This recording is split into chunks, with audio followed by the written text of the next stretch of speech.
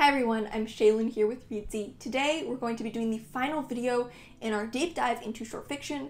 We're going to be talking about publishing your short stories. So in the first video we talked about conceptualizing a story, in the second we talked about drafting, in the third video we talked about editing your short story, and so now you have a final product. So the next stage is publishing. So in this video we're going to be covering different publication options and just everything that you need to know about publishing your short stories. So first of all, there are kind of two main ways to publish a short story. You can publish your short stories in a collection, or you can publish individual stories. Most of this video will focus on publishing individual stories, since publishing a collection has a lot in common with publishing a novel in terms of what your options are. But let's start by talking about publishing a collection, just to get that out of the way. So you have three main options here. Your first option is self-publishing.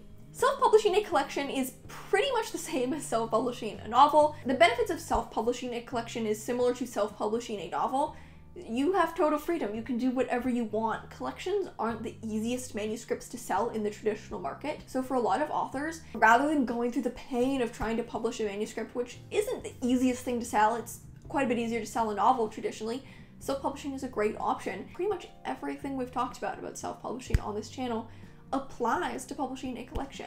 It's going to be basically the same main steps. And of course, your other main option is traditional publishing. Again, this is pretty similar to traditionally publishing a novel. However, the market is a bit more difficult. You totally can traditionally publish a collection, but it isn't as easy. The market's not as big. And typically, if you want to traditionally publish a collection, you're going to need to publish some of the stories in magazines first, probably around half of the stories, to show that you have an audience. It's pretty hard to traditionally publish a collection if you haven't published any of the stories in reputable magazines, because you can't really show that there's an audience for your work. With short fiction, you may have some opportunities to submit your manuscript directly to small presses or to manuscript contests. If you're unagented and you just want to get your collection out in the world, you don't necessarily want the biggest book deal ever, which isn't going to be that easy with a short story collection, this can be a really good option as well, because you'll be able to just submit directly to the presses. Now, there's a lot more to say about publishing individual stories, so let's talk about that. What are your different options? So first of all, you can self-publish individual stories, and there are a few ways to do that. The first way would just be to publish them online,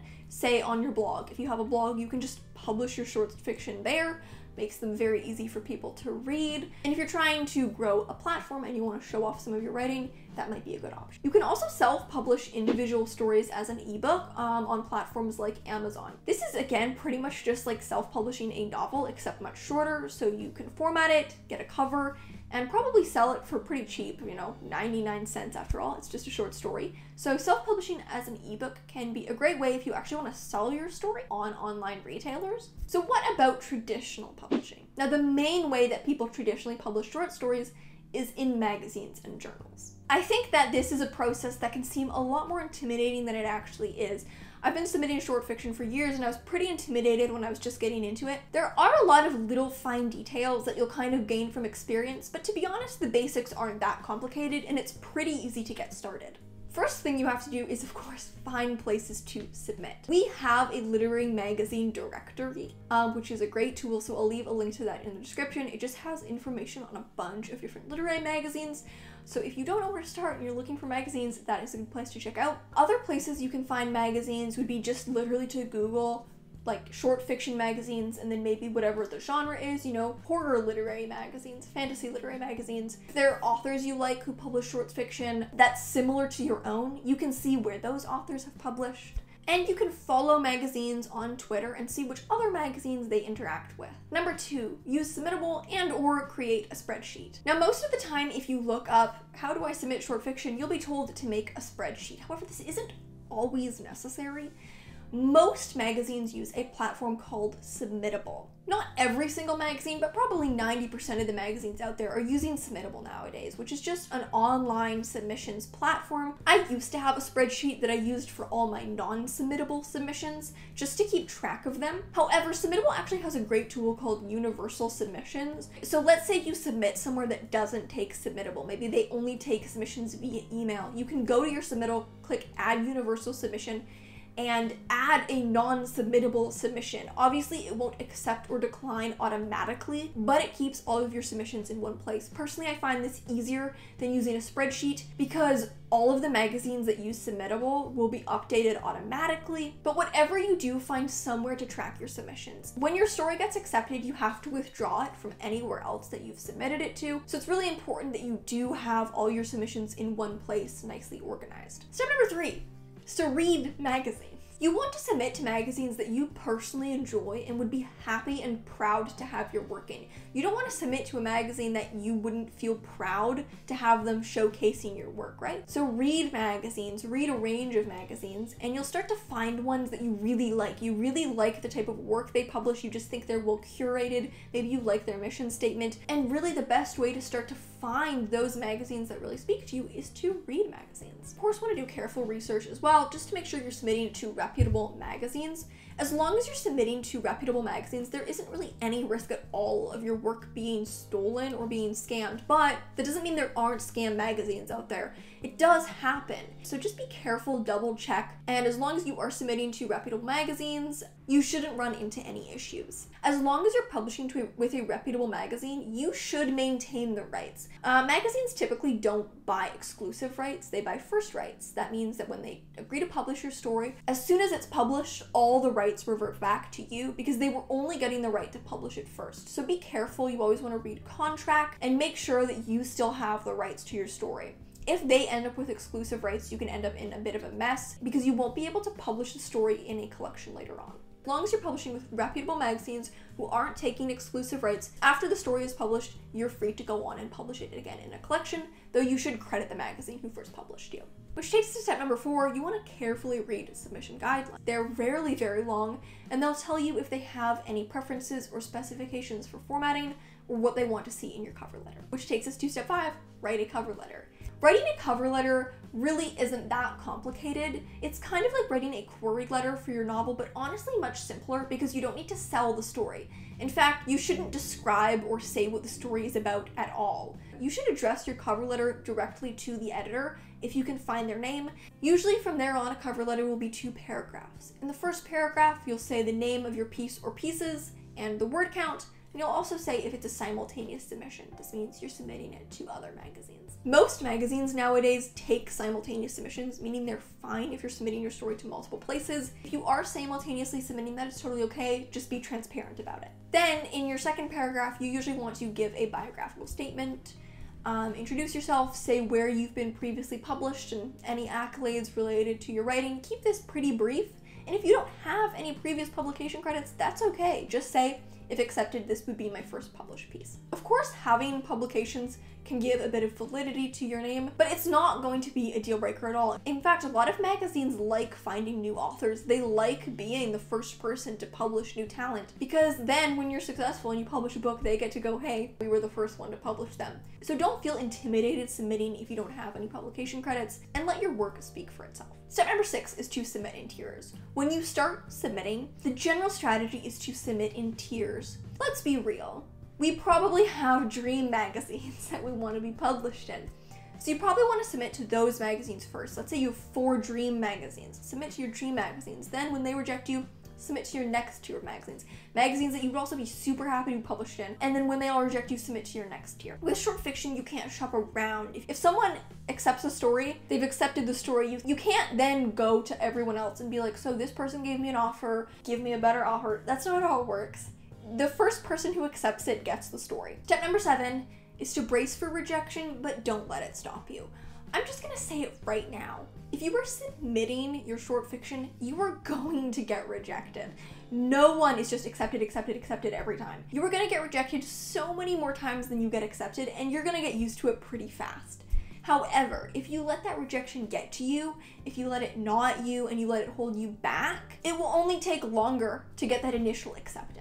So go in knowing that you're gonna get rejected. Don't let it be a surprise because it's going to happen. It's going to happen so many times to the point that it won't even bother you anymore. You'll just check your phone, you'll see your rejection and be like, another day, another rejection. That's basically what it's like. And just use that as motivation to keep submitting. There are a lot of factors that go into whether a magazine accepts or declines a short story, far beyond just was it good. It's not like when a magazine gets a story, they ask themselves, is this good or bad? And if it's good, they accept it, and it's bad, they decline it. It's way more complicated than that. It's typical for magazines to publish maybe around 12 stories a year. They're getting hundreds, thousands of submissions. More than 12 of them are good. So it's not just a matter of, is this good? It's a matter of, does this fit our vision for the issue, for the magazine? Is it right for us? And honestly, there's just luck. There are stories that are good, but they don't click with certain editors, and someone else is going to love it. There might be a story that is a good story, and 10 editors will get it, and 9 of them will be like, this doesn't click with me. And 1 of them it will click with, and they'll be like, I want this story, I need it in my issue. So it's not a matter of, is the story good or bad? It's a matter of, is the story right for the right issue, for the right editor, for the right magazine at the right time? And that definitely takes some luck. So you just have to keep submitting, because the more you submit, the higher the chances that your luck will turn out at some point. The journey to publication will feel long and kind of brutal if you let rejection weigh you down. But if it's something you can learn to just brush off because you know it's just part of the journey, it's just inevitable. If it's not meant to be, it's not meant to be. It's getting you closer to the eventual publication of your story. It's going to be a lot easier. Step number 8. You got accepted, so what do you do now? So now it's time to read your contracts and converse with the editors. Every magazine has a different editorial process. You'll probably need to provide the magazine with a bio, potentially an author photo, and you may be looking at some rounds of revision. The revision probably won't be extensive. Editing a magazine isn't like being, say, a freelance editor. I think it's important to draw the distinction here. A freelance editor, it's their job to really dig into the piece and make it the best as it can be and provide detailed feedback for the author. Editing a magazine is about curation. So they may have some small edits for you. Occasionally they'll be more major, but usually the edits are pretty small. Really, it just depends on the magazine, on the editor, and their editorial process. Most of the time, it'll just be things like copy edits, maybe a small adjustment here or there. Every once in a while, it might be more detailed. I can't really tell you what to expect because it just depends. I've had stories published where they didn't even edit it. Like it went to their proofreader and I didn't even have to do anything. And I've had others where there were multiple rounds of back and forth. It just depends on the editor, their vision for the piece, and how detailed and hands-on they tend to be. The magazine might also give you other opportunities. For example, reading at a launch, submitting some kind of column or book review or interview, recording and submitting an audio recording of your piece, recording a video reading for them to post on social media. If you can, I would recommend taking these opportunities. They can just help you build your CV. You can get more exposure for your work. You can typically only publish a short story in a magazine one time. There are exceptions to this. There are magazines that accept reprints, but they're few and far between. Generally, magazines only accept unpublished work, so you're probably only going to be publishing in one magazine one time. You can still go on to publish that short story in a collection as long as you have all the rights. That's why I said earlier it's really important to read your contracts carefully. When I first started publishing short fiction, I would basically just throw my story out anywhere that would take it, right? I didn't do very deep research into the magazines. I just wanted a publication credit. But after that, I started to realize I wanted to be a bit more selective. Now I really submit to journals that I really genuinely love. I really want to be published in them. They're the journals that I read. I like the work that they do. And I know that I would be proud to be published there rather than them just being a magazine I've never really heard of. If you are planning to publish a collection, it is good to publish stories in magazines first. It's typical for a debut collection for 2/3 of the collection to have been previously published in magazines. So it's totally okay, you can still publish those stories in a collection, but you probably won't be able to publish them in another magazine. The final thing to talk about is short fiction contests. Many magazines also have a short fiction contest. In many ways, it's not that different. The main differences are that they usually have a guest judge. Usually there's a higher submission fee, but there's also a lot more prize money. Now, submission fees are normal. A submission fee does not mean that a magazine is a scam, nor does a high submission fee for a contest mean a magazine is a scam. In fact, that's pretty standard. For a lot of magazines, their yearly contest is basically their fundraiser. So that's why you'll see $25, $35 submission fees for contests. I know it's expensive, but it's normal. The trade-off with a contest is, of course, that there's a lot more prize money available. You can win thousands of dollars in a contest, Whereas with a regular submission, you might not even get paid, you might just get a small honorarium, or you might be paid per page. We have a whole video about short fiction contests, so we'll leave a link to that in the description. Because they are kind of another dimension of submitting your short stories. I would recommend for new writers, though, to begin by submitting to just general submissions, just because contests have such higher fees. So it can feel like kind of a bummer when you get rejected from a contest. If you start by just submitting to regular submissions where there are no fees or the fees are very low, it doesn't really feel like much of a loss. You have literally nothing to lose. If you're submitting to just free general submissions. So I think that that's the better place to begin. But when you get a bit more confident and you kind of know which contests would really appeal to you, maybe you want to start submitting to contests as well. Finally, speaking of contests, we actually have a short story contest. The Reedsy Prompts contest runs every week based on a series of prompts. So if you want to get involved with a short fiction community, I will leave a link to that in the description. So that is all for this video, and also for this series, this short fiction deep dive. If you want to review any of this series, the entire playlist will be linked in the cards and in the description. Thank you so much for watching. Remember to subscribe and turn on notifications so you don't miss any new videos from us. We've got new writing, editing, and publishing videos every week on this channel.